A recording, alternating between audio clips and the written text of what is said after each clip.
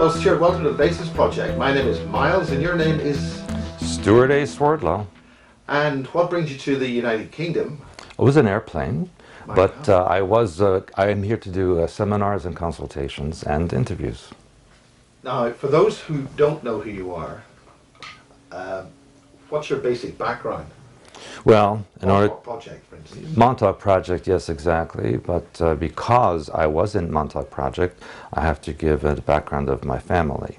My great uncle Yakov Sverdlov was the first president of the Soviet Union. His son Alexei, who was my cousin, started KGB. My grandmother Maya Sverdlov was a Soviet spy during World War II. And another great uncle of mine, Benjamin Sverdlov, started mind control and programming in the Soviet Union in the 1930s. So in effect, it was one of the earliest mind control programs in the world. My grandfather, Mikhail Sverdlov, was sent to Great Britain to start the Communist Party here, and he arrived in Liverpool and did his work. And when he was successful, he was then sent to the United States to do the same thing there. Now, what do you mean by mind control? There's an awful lot of technologies involved in that. Yes, of course, in the old days, it involved drugs, chemistry, torture, that kind of thing. And that actually continued on until the 1960s and 70s. But once we get into the late 80s, early 90s, mind control was developed through satellite transmission so that you didn't have to be taken to a specific location to be programmed. You could be programmed eating lunch or sleeping or going about your daily business. Similar to the film They Live. Similar to that, yes.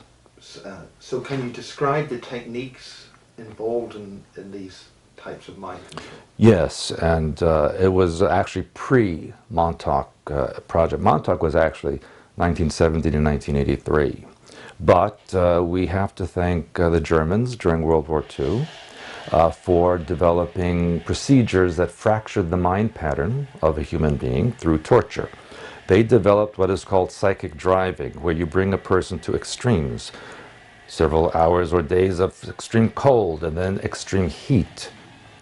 You can give them starvation for several days and you overfeed them, make them sleep for days and then keep them awake. Fracture. The mind doesn't know what to expect. And then this was developed further by Dr. Ewan Cameron, who, after the war, brought the Nazi techniques to Canada, actually, in the late 1940s. He's a Dr. Ewan Cameron was a Scottish scientist who was very interested in this kind of work. And after the war, as people know now, in the US it was Project Paperclip, where they would bring valuable Nazi scientists, doctors, etc., to the United States, Canada, UK, even to the Soviet Union, where they would continue their experiments and they were saved from the Nuremberg trials, etc. And Dr. Ewan Cameron got the German information and he started clinics in Montreal, in Ottawa, and Toronto, and he enveloped or enhanced the psychic driving. He started out in mental institutions where he would have the subjects in a room where they would have a split board between their eyes. One side would see a flower blooming, another side would see an animal being ripped apart. In one ear would be classical music, and another ear would be loud, horrendous music. Was it important which side saw what scene? They would switch sides so that the left brain, which is the ego, physical reality-based side, and the right brain, the creative, emotional, spiritual side, would then be confused as to what to accept, and the mind would then fracture. And that's when programming was initiated in the mind pattern. They knew through the German experimentation that the most you could fracture a mind would create a geometric shape in the mind of a cube of 13 by 13 by 13, and that would lead to 2,197 compartments that could be programmed into subpersonalities, full personalities, specific functions, constructs, etc. Okay, we were talking about you were talking about the details of fracturing the mind. There are some MK Ultra style. Again, correct me if I'm wrong if I use a wrong phrase, where in this country there's a great deal of child abuse involved, and there is a huge scandal involving children's homes, and the key of Solomon has been mentioned in terms of fracturing the child's mind using an energetic shock of the young child's energies into the psyche and breaking the mind that way. Is this something that you were involved with, or not involved with, but is this part of the techniques that were used? Because this is something which connects with the elite, the high families. Mm-hmm. But also, why do you need to fracture the mind? What is the reason? Why does it take so much effort? Why is there so much going into doing that? Under so-called normal circumstances, the human mind is under operation of a core personality. And the core personality will function in an intact manner during daily life, etc. However, when trauma and extremes are introduced simultaneously, the mind cannot handle the overload of input, and so it starts to dissociate. In fact, very often the personality will actually leave the body to a degree so that it doesn't have to experience the pain and trauma that is being inflicted upon it. And so the mind then starts to compartmentalize so that a portion of the mind will handle what's being done, while another portion of the mind is distracting the consciousness or the personality from the trauma. And if this is done repetitively, then both the distraction and the awareness start to fracture because they can't handle the overload. Are there specific advantages in different techniques for different outcomes? The techniques that have been used actually for quite many thousands of years have been, of course, through narcotics, through pain and torture, but it's also understood that human sexual energy is one of the most powerful energies that exists. And so if they use that as the manner of torture and pain, then the mind opens up in incredible ways. What do you mean by incredible? Well, for example, the process of orgasmic release, the mind opens up. It is orgasmic energy is actually the replication of when the God mind released to create all of reality. So that's why humans are compelled to replicate this over and over again. It's a replication of the God mind creation energy. So by gaining access to that, are you saying that we could then engineer reality? Correct. And I always use the analogy that thoughts are film, the brain is the projector, and physical reality is the screen. And so if you don't like the movie that's playing, you change the film, which is the way you think. However, the film can be replaced artificially through this programming process. And that's what the Illuminati powers that be do in order to download certain softwares into the mind so that certain functions via triggers are accessible. Could you explain those terms? Well, there is a difference between programming and mind control, and I know a lot of people use them synonymously. Programming is the actual software that's installed with the foundations of all the functions and alters. Mind control is the operation of that programming. And that is also different than brainwashing. Brainwashing happens every day. Your parents can brainwash you, school, politics, religion especially, and that's just telling you something over and over again till you believe it. But the programming and mind control is an embedded pattern that actually hooks onto your foundational mind patterns and is an overlay. And so you think that it's your own thought when actually it's been artificially introduced. What's the agenda behind those? The agenda behind all of this is to create a society that is robotical, very similar to what you see on the Borg in Star Trek. You know, you report to a computer system, you don't question anything, you don't deviate from your functions, you do what you're told, and there is no independent thinking to do otherwise. The part that is important is that to the Illuminati, this is a form of their society, this is their culture, And they do this to ensure that the culture does not deviate from its agenda through eons of time. Many observers would say that normal humans have inventive creativity. They have art. They have a whole pile of new things in their minds. It would infer that by some other group of people demanding a hive mind or a bored mind or a cyborg mind or something that is totally controlled, that they are maybe different to other people here. You know, everybody has the same potential. And as far as a hive mind is concerned, yes, that is exactly what they would like. A ruler, the queen bee or whoever it happens to be, sends out or transmits a signal to the worker bees, the slaves, who carry out that signal or order. And that is what the Illuminati wish. Remember, we're on a planet of over 7.5 billion people. The Illuminati, Committee of 300, all the control systems, if you add them up, it's only a few 100,000 people. And that might sound like a lot, but in comparison to billions, it's minute. And so armies and weapons are not enough. The population could overwhelm that small minority. And so the most logical thing that they can do is mind control the population. Okay, Stjuart, you're talking about the intricacies of the many different types of mind control. What I want to look at is your role in this. And you mentioned the intelligence services and the Russians, but there's also a Prussian influence on our education to make all our children into very obedient people who don't have inventive creativity and imagination. Dangerous imagination, some commentators have described this.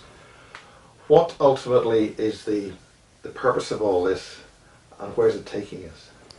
Purpose of all of this mind control is to create a civilization that is obedient to the rules and regulations, that pays attention to the news media, the politicians, the religious leaders, and the school teachers, so that it's like Simon sees, Simon says, Simon does. And so when they say something, you do it, no questions asked, a complete and total obedience. And this will ensure the continuation of the society that they want.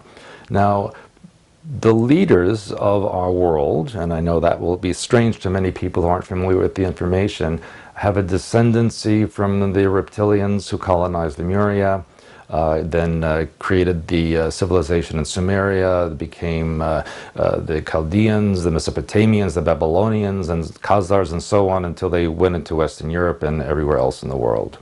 And they reported in those days to their reptilian leaders. However, since the last 100 or so years, there has been a decision within the leadership of the Illuminati to create their own empire with the Earth as its headquarters, to create and access technology both from here and elsewhere, so that they can create a new galactic empire with themselves as the head and the Earth as the headquarters, and fan out into the known universe and other universes. And that is the ultimate goal of the Illuminati. That's why they have created the particle beam accelerators at CERN and Fermi Labs, and building a third one soon in Japan, which is actually surprising to me. And of course, the cover story for these things is that they're looking for the God particle. But everything is a God particle. Everything that exists is a God particle. That's just a cover story. They're trying to collapse other parallel universes into this one, where the Illuminati and the control systems have been successful in their agenda. And so we are seeing a lot of anomalies in time and space because of this. But I will say that whether you consider it fortunate or not, there's yet another group which is based in the Kuiper Belt, which considers the Earth to be the Iraq of the galaxy and needs to be liberated, whether we like it or not, and they are sabotaging this. Not because they love light and peace, and not because they like humanity, but because they consider it to be a threat to them. So there's a lot of factions within factions within factions that are out there. It's a very complicated situation, and humanity is caught in the middle of all of it. Go into detail. That's a great opening paragraph. Well, a few years ago, maybe 10 years ago, NASA reported strange objects in the Kuiper Belt. And the Kuiper Belt is a region of space that surrounds our solar system, kind of like an envelope of small little objects and energies. And they would report one day, 2 days later another one, and it started to become very suspicious. And then they stopped reporting on this. Then we saw these objects coming out of the sun, these huge objects that were even reported by NASA, and they would make their way towards the Kuiper Belt. This was also very suspicious to the news media and to the public. And so in order to distract from that, they decided to say that Pluto is also a Kuiper Belt object, and therefore there's nothing to be concerned about because we've seen this all along. And then they declassified Pluto. It's no longer a planet. Then it became a mini planet, and it became a Kuiper Belt object. And to this day, we don't know what they consider Pluto to be anymore. But these objects, these vehicles, are amassing in the solar system, and they are sabotaging the Illuminati and CERN and all the other projects that the Illuminati have. You may recall a few years ago that NASA sent 2 vehicles to the moon, and they were going to bomb the moon. The idea was to see if there was water that would come up from the moon. Well, the moon is an artificial object to begin with. And so they sent this vehicle that had the bomb and another one with a camera to follow it, and you could watch it online or 24/7, yes? And then as soon as it got to the moon and they were about to bomb the moon, guess what? There was a technical difficulty and the camera went out, and it didn't come back on until after it was all over. And that was actually the destruction of a Kuiper Belt monitoring device that was on the moon that they tried to destroy. And it gets to be a little bit complicated there.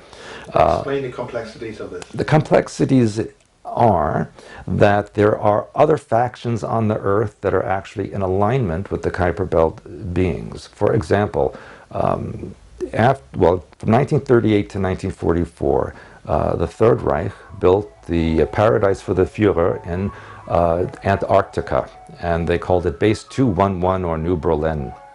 And they sent many people, Aryan-looking people from Germany, Ukraine, Belarus, Russia, Scandinavia, any occupied nation, and they sent them down to Antarctica and never seen again. It's interesting that this area, which is located in the Norwegian section of Antarctica, Queen Maud Land, yes, so the Germans call it Schwabenland. And when you Google Earth this area, it's fuzzed out. You can't see it. They shade it out so you can't understand what's going on. That's where Admiral Byrd's... It was actually Admiral Byrd was in the actual South Pole itself. This is a little further north towards the coast of Antarctica. But yes, even Admiral Byrd in 1947 or 46, when he went down there, said he met with these very tall Aryan-looking people who said, "Get out of here! You don't belong down here." And also 1946 to 1947 was Project High Jump, where the U.S. and Canada and Britain sent warships.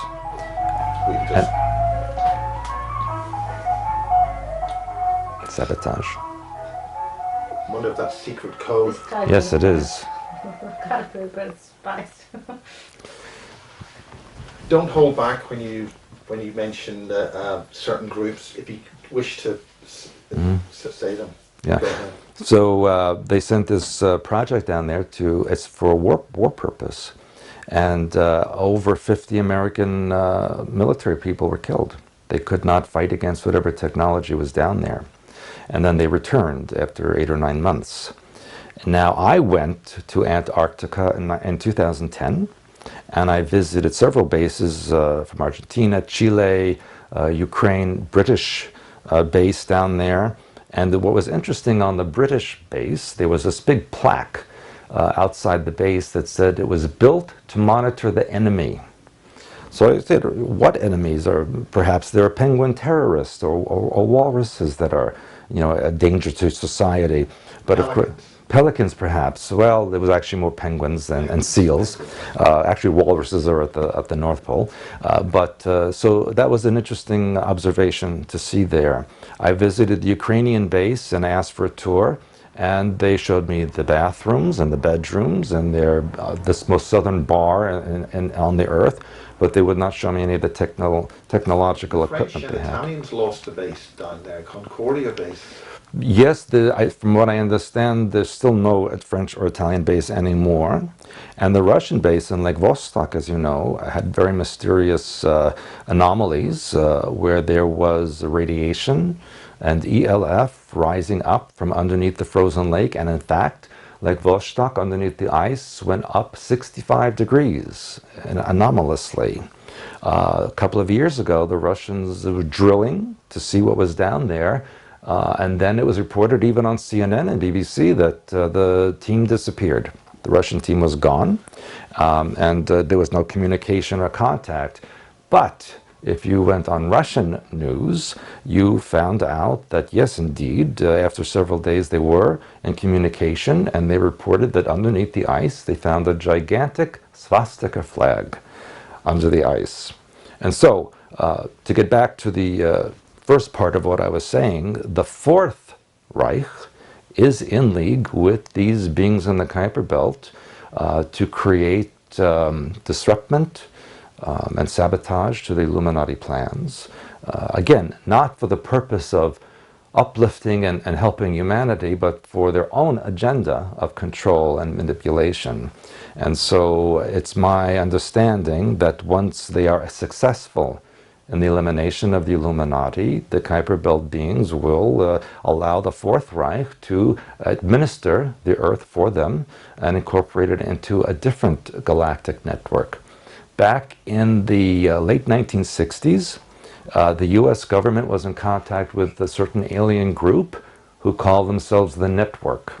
They claimed that they were a group of 17,000 planets, both in this galaxy and the nearby Andromeda galaxy, and that their leaders were not even from this physical universe. They were from another universe. And they were asked why were they here, and their answer was that our planet is in their jurisdiction, in their territory, and so they have every right to be here to monitor what we're doing and what's going on.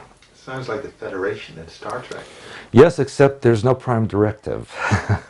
They are basically here to control and manipulate.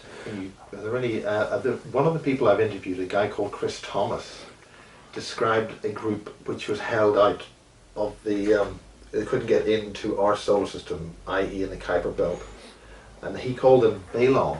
And they had some individuals here that were working to get that in, and the various accelerators that you mentioned earlier was a way of breaking down the solar system's natural defenses so they could get in. Right. But there's only, I think, 2 places they could do that: the sun and, well, anyway, I don't want to go into details. Well, actually, and I talk about this in my simultaneous existence seminar, a black hole in one universe is an entry point. It's an entry of a vortex, which the exit point is a star. So all stars, including our sun, are exit points of black holes in alternate universes or parallel universes.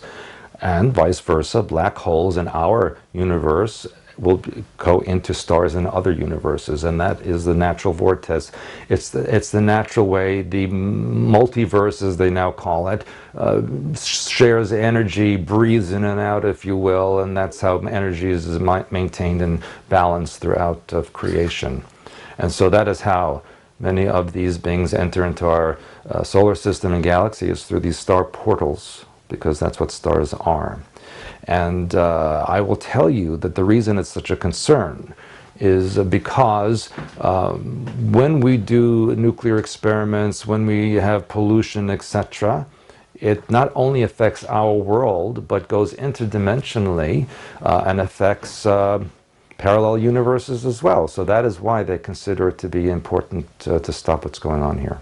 That fits with what I was told yesterday by Peter Pageant, how that the Bentwaters incident here, all the nuclear weapons were neutralized, and the same thing happened in the Russian weapons system at the same time because of this effect that these nuclear. But you see, the misconception is by New Agers and certain researchers is that because these aliens are stopping these nuclear weapons, they're trying to help the Earth. And that's not the reason. They're trying to protect themselves from what we may gain. Now, I have to also say that there are civilizations or groups that don't care about that, that they are in league with certain governments on this planet in order to make a totalitarian dictatorship. When people talk about an alien agenda, there are many alien agendas. It depends on the groups. They don't work all together. In fact, very few of them work together. And so we have agendas that are for control and manipulation. Some are for colonization. Some are for using humans for experiments or to be placed in zoos. Some you want humans for food. You see, so there's many different agendas, and that's why it's so complicated. What can we do to find out about this? What can we positively do to educate ourselves about it? To educate humanity is a task, because quite frankly, most people on this planet are so involved in their daily lives, paying their mortgages, keeping their jobs, having food, etc. Most people don't care what's going on outside their front door. Most people don't care who their leaders are as long as they have their cigarettes and their beer and everything else that they want to entertain themselves with. And that's the sad part about humanity. And so in the work that I do is I tell people what I know.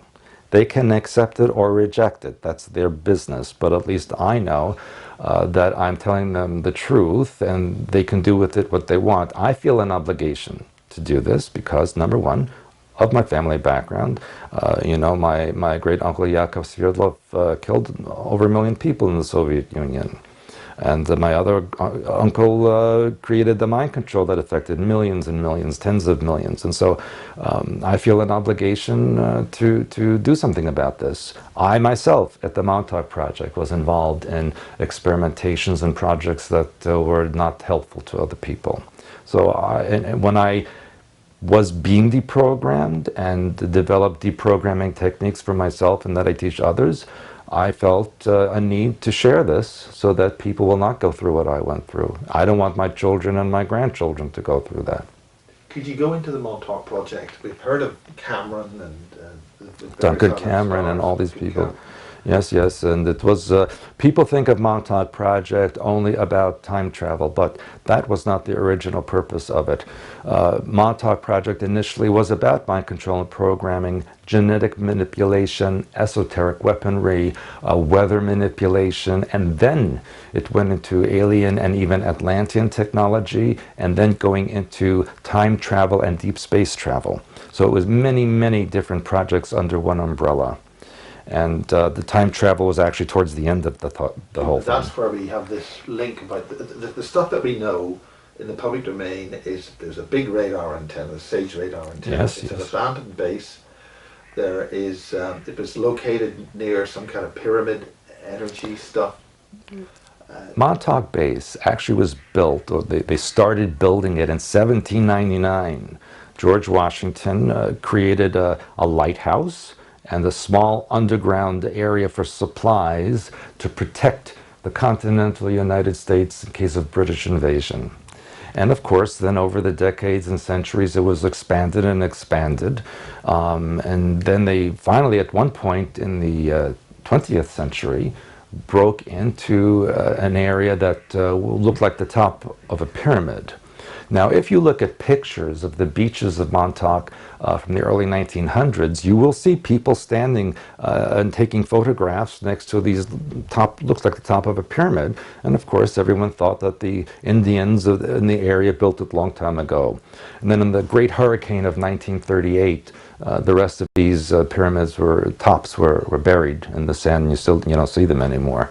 But during World War II, you mentioned plural. How many pyramids? There were about 2 or 3 that were sticking up, even as late as the early 1900s, and then by the 1938 they were buried up already. Now, George Washington, being a good old Mason, he must have selected that area because he knew something about it. Well, interestingly, the Montauk Indians call their leader Pharaoh, just like the ancient Egyptians. And in fact, in parts of Long Island and other places in North America, there are ancient Egyptian artifacts which indicate that they were there thousands of years before everybody else thinks anyone came. This is the pre-disaster, pre-high civilization that existed here, that was built all that stuff, or who built it? Well, the pyramid that they broke into as they were expanding the base, they determined was Atlantean. And actually, Montauk Point is the top of a mountain range, or an archipelago that extends into the Atlantic Ocean and leads towards what Atlantis was, or where it was. And they did find technology inside this pyramid and incorporated that into the base at Montauk. And there were 9 levels of base underneath the ground. And yes, the base was built with SAGE radar, which became obsolete in the 1960s, to protect against Soviet invasion of the east coast of the United States. And so when it became obsolete, the base was going to be designated as derelict. But because it was in an isolated area, surrounded on 3 sides by water, there's only one road to get in from the west. And so people only lived there in the summertime because the winter was kind of bleak and nobody went there. So it was very easy to create experimentation that nobody would see. What sort of experimentation? Well, what I was involved in, as I mentioned, was the genetic manipulation. They did not only mind control, experimentation, but also sexual magic ritual, which was that's partly how they fractured the minds of children and adults. They would start out with people they considered to be expendable. Nobody would miss them. Children of drug addicts, children who were in foster care, orphans, etc. And then they found out through the German experiments, or I should say the scientists that were brought from the Nazi experimentation, that a certain type of genetics was usable, or more usable, desirable, for the input of mind control. What type of genetics? Those that were considered to be Celtic, Germanic, and even Slavic. Basically, those who had lighter hair, lighter eyes, have an enzyme configuration in their genetics that enables the downloading of programming software to a greater extent. People who had darker eyes, darker hair, darker skin did not have that capability and were considered to be more uncontrollable. And that's why you see the Illuminati trying to eliminate native peoples in Africa, South America, Asia, those who are considered undesirable, until they came up with a very bright idea in the late 70s that they could try to manipulate that as well. And so Michael Jackson actually was a prototype of taking a darker skinned person, changing their characteristics so that they could be more downloadable. And that's why over the decades, he went from being black to white, male to female, human to alien. He didn't know what he was. What do you mean changing? What were they doing? Well, they were programming him to change his features and characteristics so that he would be more conducive to programming, and then they could use that function, or I should say that recipe, to extrapolate that into other populations that were considered unprogrammable.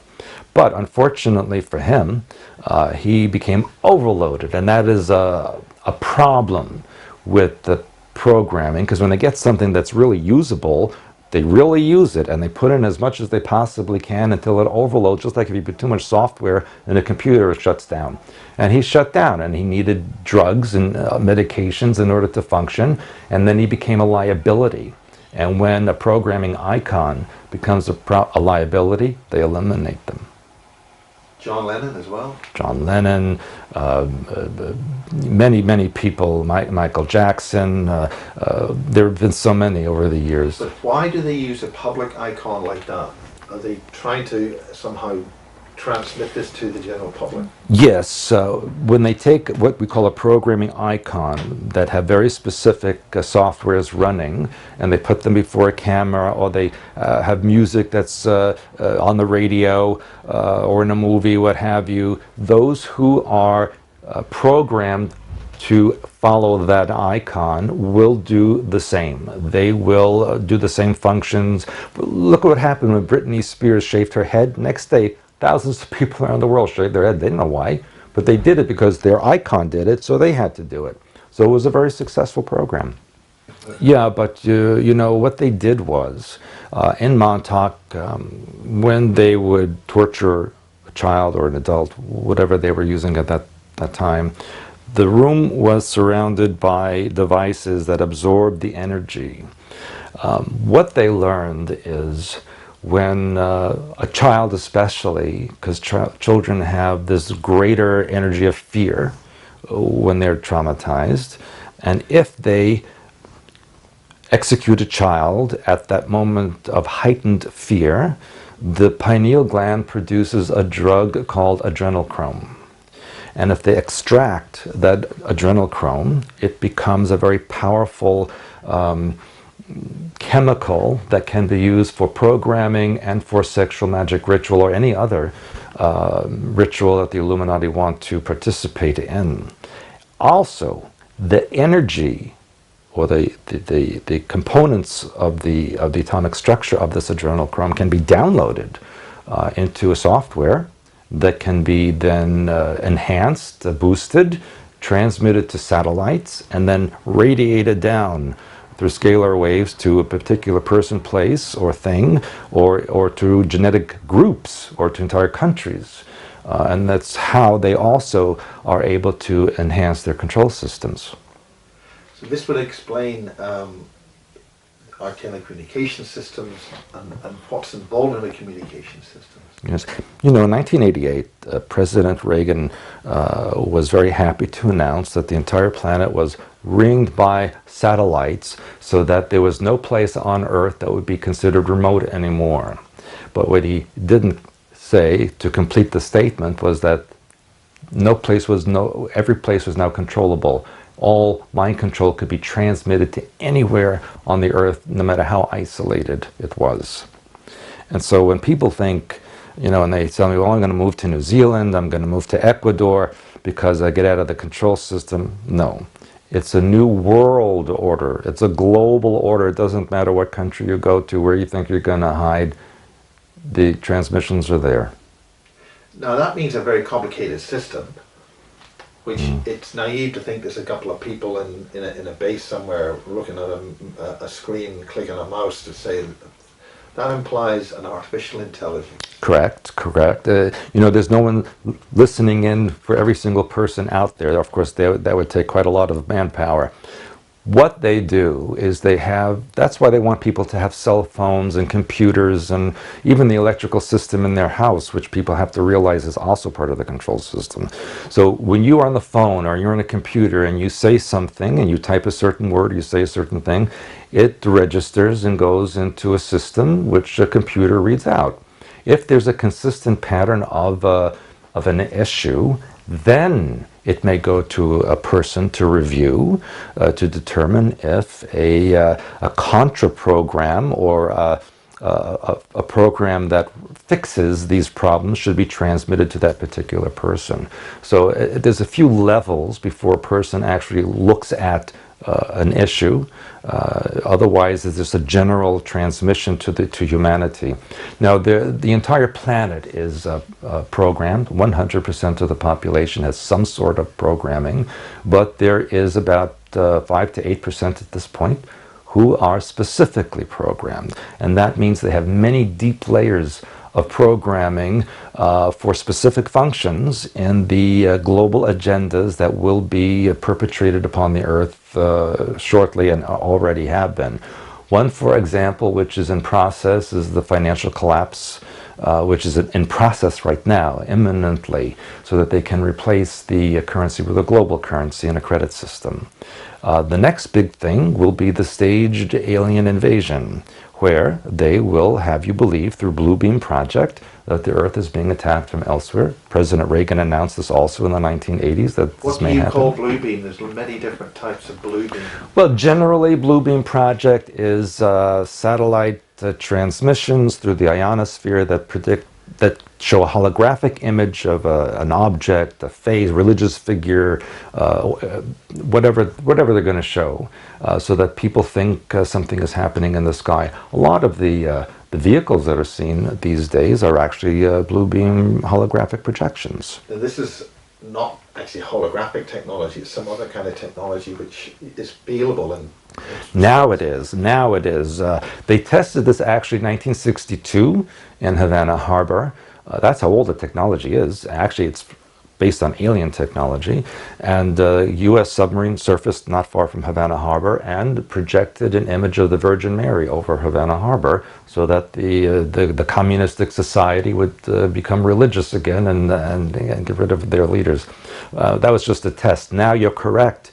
Blue beam is so sophisticated, they can project a holographic image that can actually be picked up on radar, produce a sound, and you would even be able to touch it.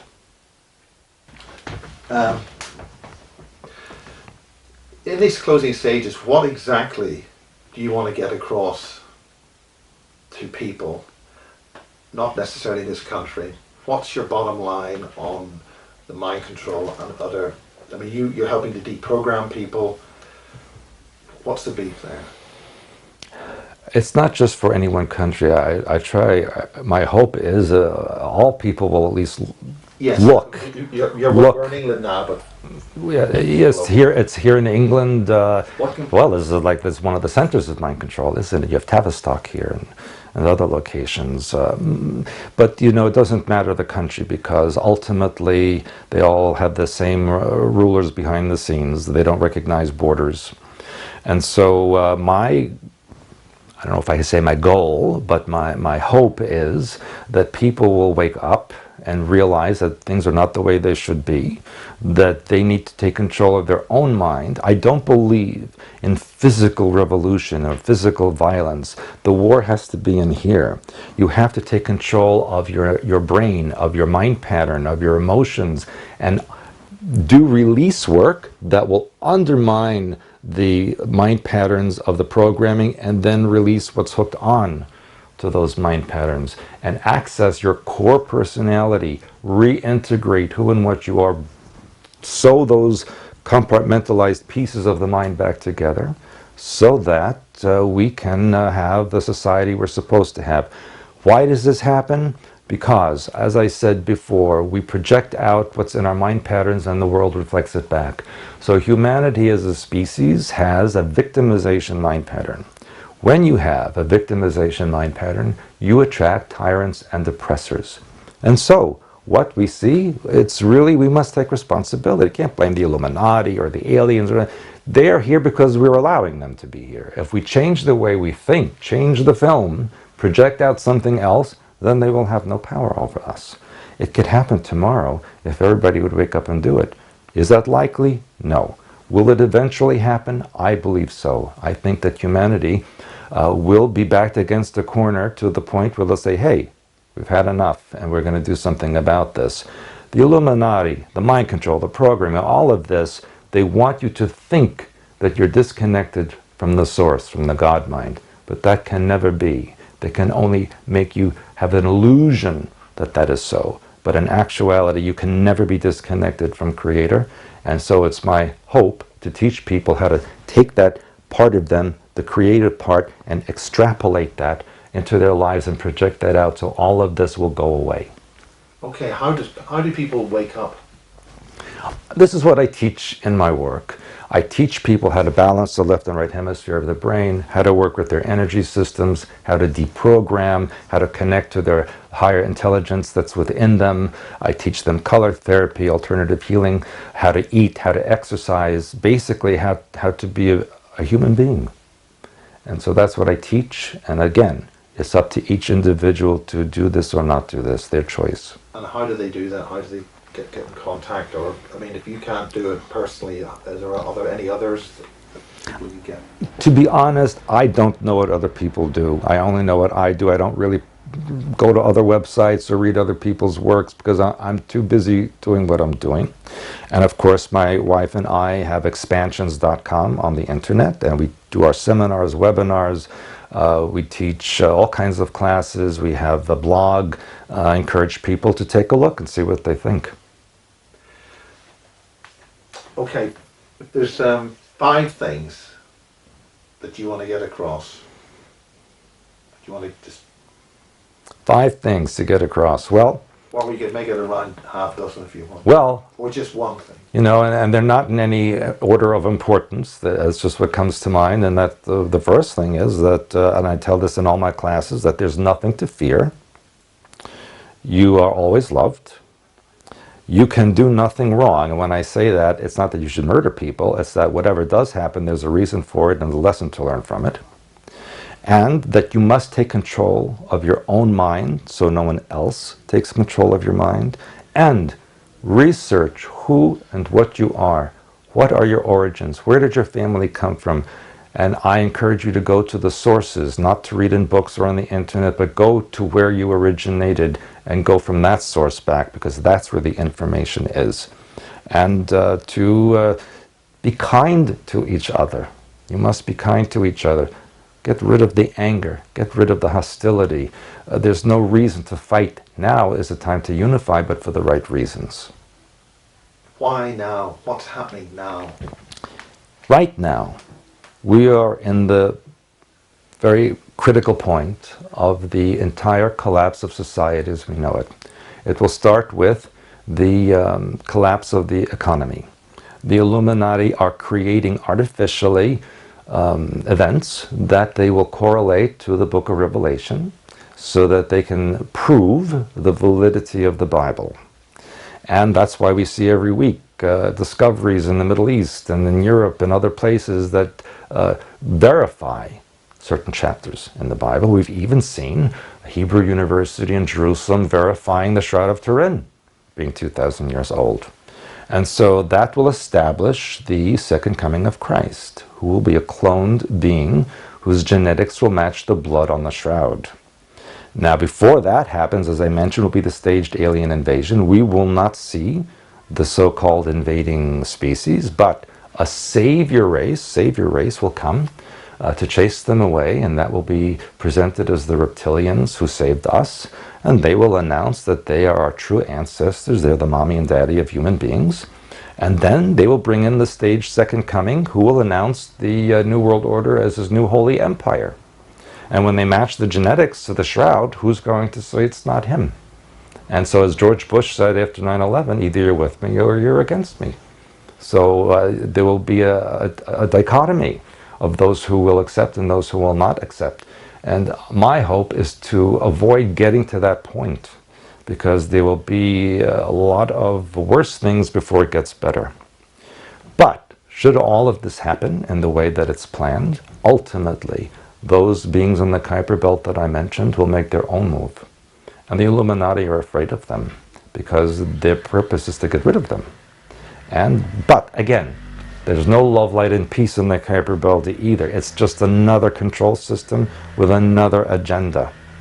And so that's why humanity has to open up their minds and take control and realize what's going on and do something about it within themselves first, and then project that out. So that is not to have fear, not to have violence. No fear. Know that who created you, the God mind as I call it, it has a love for everything that it created. And so if we realize that, you can never be alone. Everything you need is already within you. You just have to express that. Well, thank you very much, Stjuart. I appreciate it very much, Miles. Thank you. Thank you. And thank you. Thank you. Great. Excellent. Is that okay? That's fine. Excellent. It was brilliant. Yeah, excellent. Excellent. Excellent. No. Positive. I'm very concerned.